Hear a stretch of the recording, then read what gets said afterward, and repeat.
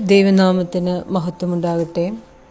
നൊയമ്പിൻ്റെ 11-ാമത്തെ ദിവസമായ ഇന്ന് നമ്മുടെ ചിന്തയ്ക്കായി തിരഞ്ഞെടുത്തിരിക്കുന്ന വേദഭാഗം യോഹന്നാൻ എഴുതിയ 3-ാം ലേഖനം 1 മുതൽ 15 വരെയുള്ള വാക്യങ്ങളെ ആധാരമാക്കിയാണ്. യോഹന്നാൻ്റെ 3-ാം ലേഖനം പുതിയ നിയമഗ്രന്ഥങ്ങളുടെ ഇടയിൽ ഏറ്റവും ചെറിയ പുസ്തകമെങ്കിലും വളരെ ശ്രേഷ്ഠമായ ഒരു ലേഖനമാണ്. സ്നേഹം, സത്യം എന്നിങ്ങനെ 2 പദങ്ങളാണ് ഈ ലേഖനത്തിൻ്റെ താക്കോൽ പദങ്ങൾ. ഈ ലേഖനത്തിൽ 3 പ്രത്യേക വ്യക്തികളെ അപ്പോസ്തലൻ വരച്ചു കാട്ടുന്നുണ്ട്. അതിഥി സൽക്കാരപ്രിയനും ആത്മീയനുമായ ഗായോസ്, ശ്ലാഘനീയനായ ദെമത്രിയോസ്, സ്നേഹരഹിതനും സ്വാർത്ഥ തൽപരനുമായ ദിയോത്രഫോസ്. ഗായോസിനാണ് ഈ ലേഖനം എഴുതിയിരിക്കുന്നത്. ഗായോസിൽ നിന്ന് നമുക്ക് പിൻപറ്റാൻ കഴിയുന്ന ചില മാതൃകകൾ ഇവിടെ ഓർമ്മപ്പെടുത്തട്ടെ. 2-ാം വാക്യത്തിൽ ശാരീരികമായി ഗായോസ് വേണ്ടത്ര സൗഖ്യമില്ലാത്തവനായിരുന്നുവെന്ന് വേണം ചിന്തിക്കുവാൻ.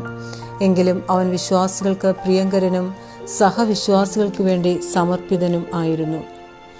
ആത്മീയമായും ശാരീരികമായും ഗായോസ് ശുഭമായിരിക്കണമെന്ന് യോഹന്നാൻ ആഗ്രഹിക്കുന്നു. നീ സകലത്തിലും ശുഭകരമായിരിക്കണമെന്ന് ഞാൻ പ്രാർത്ഥിക്കുന്നുവെന്ന് യോഹന്നാൻ പറയുമ്പോൾ ഒരുപക്ഷെ ധനത്തെക്കുറിച്ചോ ഭൗതിക അഭിവൃദ്ധിയെക്കുറിച്ചോ താൻ ചിന്തിച്ചുവെന്ന് കരുതേണ്ട. സുഖമായിരിക്കണം എന്ന പ്രബോധനം കൊണ്ട് ശാരീരികമായ ക്ഷേമമായിരുന്നിരിക്കണം യോഹന്നാൻ ഉദ്ദേശിച്ചത്.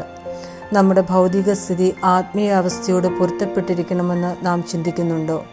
നമ്മുടെ ആത്മാക്കളെ കരുതുന്നതിനേക്കാൾ അധികം നാം കരുതൽ നൽകുന്നത് ശരീരത്തിനാണ് എന്നത് ദുഃഖകരമായ ഒരു സത്യമല്ലേ? ഗായോസിനെ കുറിച്ച് വീണ്ടും നാം പഠിക്കുന്നത് അവൻ സത്യത്തിൽ നടക്കുന്നുവെന്നും ദൈവത്തിൻ്റെ സത്യം അവനിൽ വസിക്കുന്നുവെന്നും ഉള്ളതാണ്. നാം സത്യത്തിൽ നടക്കുന്നത് അതിശ്രേഷ്ഠമാകുന്നു. സത്യത്തെ നാം മുറുകെ പിടിക്കുന്നത് പോലെ സത്യം നമ്മെ മുറുകെ പിടിക്കുവാൻ അനുവദിക്കുകയും വേണം. വിശുദ്ധ ജീവിതത്തേക്കാൾ ദൈവം വിലമതിക്കുന്ന മറ്റു യാതൊന്നും ഈ ലോകത്തിലില്ല. 5 മുതൽ 8 വരെയുള്ള വാക്യങ്ങൾ വായിക്കുമ്പോൾ സുവിശേഷ പ്രവർത്തകരെ വീട്ടിൽ കൈക്കൊള്ളുന്നതിന് വലിയ താല്പര്യം കാണിച്ചിരുന്ന വ്യക്തിയാണ് ഗായോസ്. തൻ്റെ ഭവനം എപ്പോഴും കർത്താവിൻ്റെ ദാസന്മാർക്കായി തുറക്കപ്പെട്ടിരുന്നു.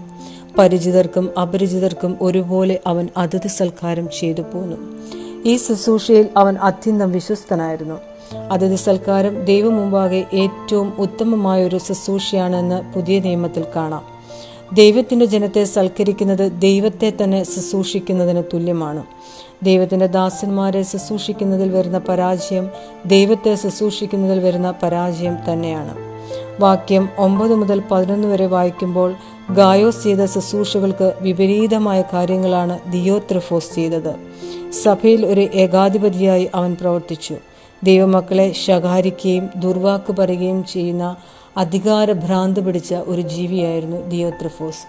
താൻ വരുമ്പോൾ അവനെ ശകാരിച്ച് അവൻ്റെ തെറ്റുകൾ അവനെ ഓർമ്മപ്പെടുത്തുമെന്ന് യോഹന്നാൻ ഇവിടെ രേഖപ്പെടുത്തുന്നതായി നമുക്ക് കാണാം.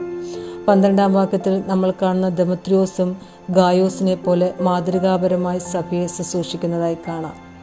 ഗായോസിനെ പോലെയും ദെമത്രിയോസിനെ പോലെയും സഭയിൽ ശുശ്രൂഷകരായി തീരുവാൻ ഈ നോയമ്പ് കാലത്ത് നമുക്കും ഇടയാകട്ടെ.